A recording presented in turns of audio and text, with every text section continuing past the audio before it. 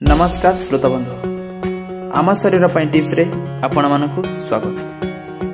दिन रे निद लागुथिले जानि नियंतु एहार कारण कोन।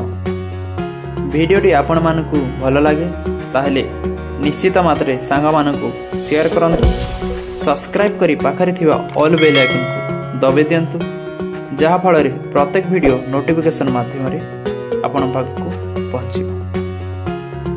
नार्कोलेप्सी कारण व्यक्ति कौनसी भी परिस्थिति रे हठात सोई पड़े। बहुत थर रोगी बसिथिबा बेले सोईबाकु लागे, हसुथिबा समय रे मध्य सोईबाकु लागे, कांदुथिबा समय रे मध्य सोईबाकु लागे। साधारणतः काहारी को जदि निद आसे ताहले आमे ताकू परिश्रमी अबा अधिक खाइथिबा कारणरू निद लागुछि बोली भाबु। दिन रे मध्य द्विपहर समय रे भोजन परे मध्य प्रायतः अधिकांश लोक अध घंटा पाई सोई थांती। यह एक सामान्य कथा, मात्र जदि आपणको बारंबार निद लागुछि ताहले आपणको नार्कोलेप्सी रोग होई पारे। तेबे चलंतु जानिबा नार्कोलेप्सी रोग कोन। नार्कोलेप्सी एक प्रकार स्लीपिंग डिजीज अटे, जहा द्वारा रोगी केबे भी केउठी हठात सोई पड़े। एही रोगर प्रभावित रोगी जेते भी सोई थाउ ना काहेकि ताको एमिति लागे जे जेमिति से जमारू सोई नाही।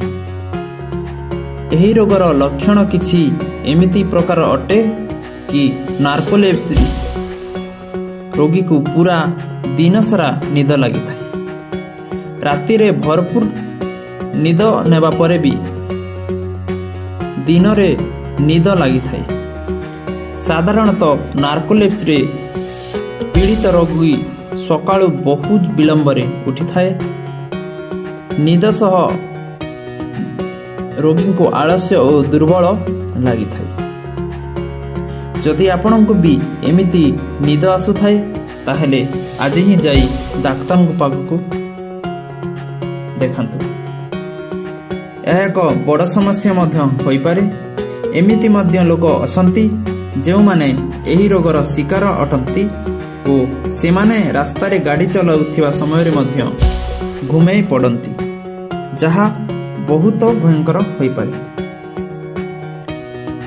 तेबे जदि आपण भी एही समस्या रे शिकार अछंती तेबे तुरंत जाई डाक्तरंकु देखंतु ओ एहार चिकित्सा आरंभ करंतु, नहेले आपण बहुत असुविधा सम्मुखीन हेबे।